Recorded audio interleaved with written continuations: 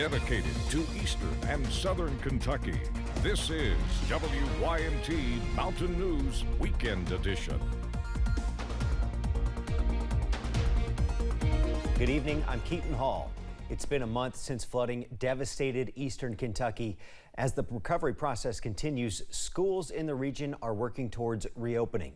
Today, a fundraiser was held for one Knott County school with recovery costs in the millions. Jeremy Toms brings us the words of Appalachian writers seeking to lift up both the school and the ravaged region. On and on water comes over roads, up basement steps.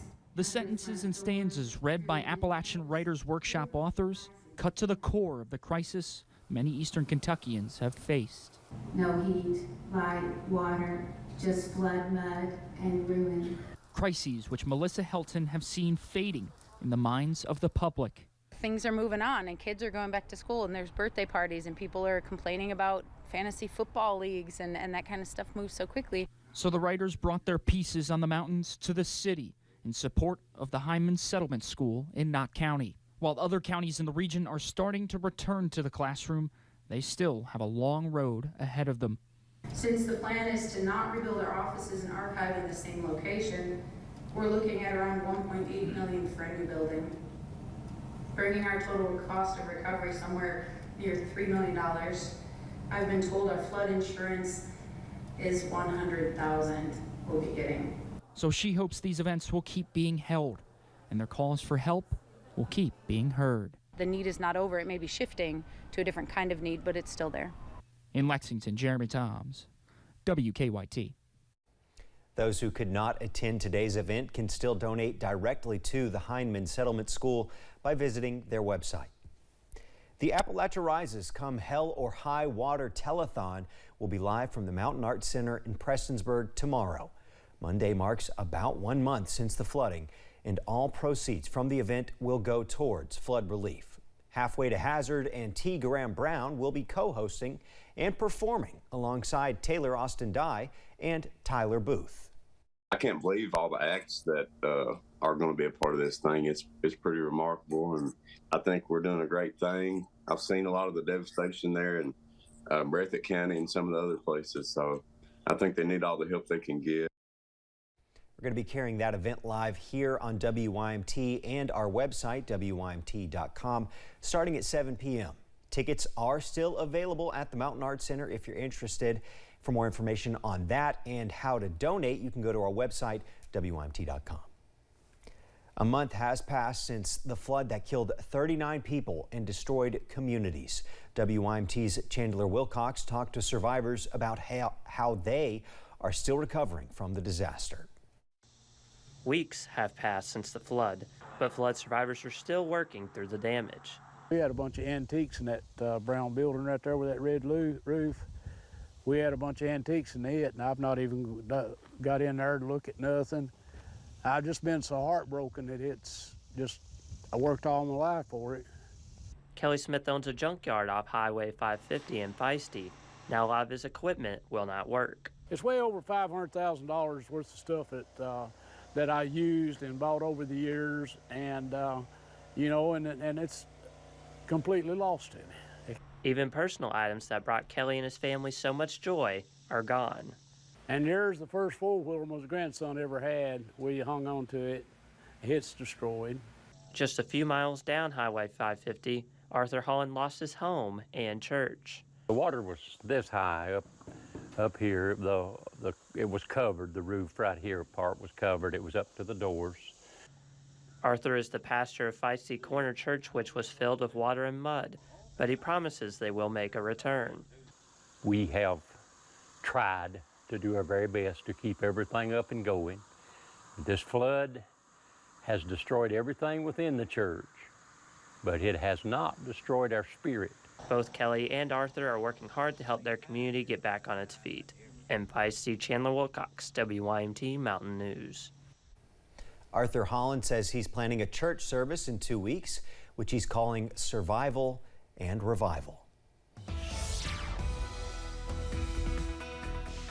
Well, another mild and muggy night is on tap across the mountains. Here is a live look tonight over at the London Corbin Airport. Looking at quiet conditions over at the airport right now, but it is mild. Current temperature is 77, that dew point at 70 degrees, so very mild and sticky if you walk out the door this evening. 73 in Manchester, 78 in Prestonsburg, 76 for Pikeville, and 77 also in Jackson and Somerset. And check out those dew points.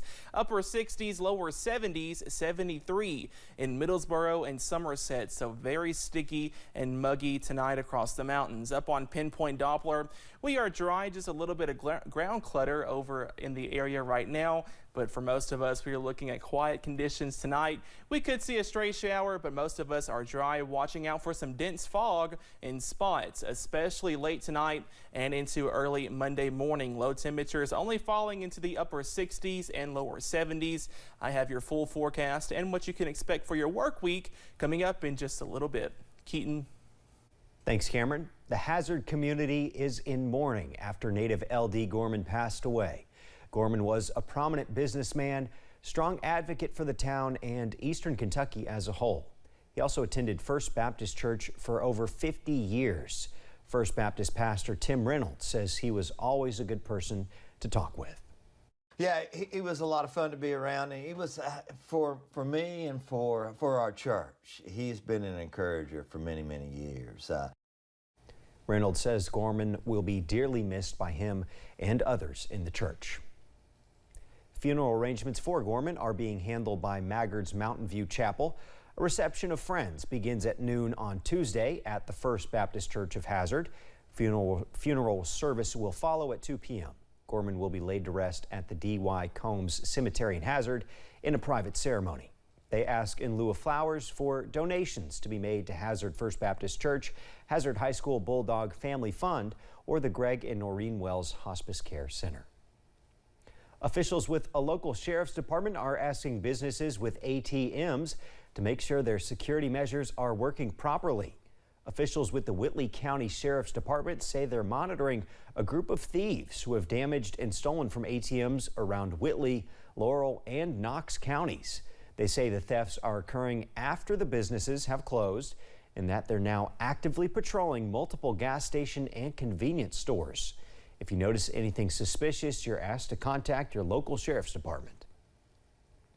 A Bullitt County woman was killed due to fentanyl back in February, and now her family is raising awareness against the powerful drug.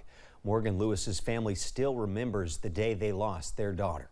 Morgan Lewis was killed when she took cocaine that was unknowingly laced with fentanyl. Now they started a walk in her name to spread the word. Her sister-in-law, Chastity, is determined to spread her name by agreeing to the Mrs. Kentucky pageant in honor of Morgan.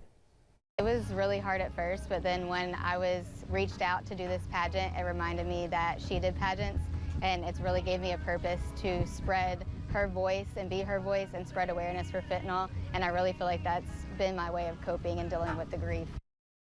According to the CDC, Kentucky has the second highest overdose death rate in the country. Morgan's family hopes to make the walk an annual event. The Battle of Richmond was a crucial battle during the Civil War in 1862.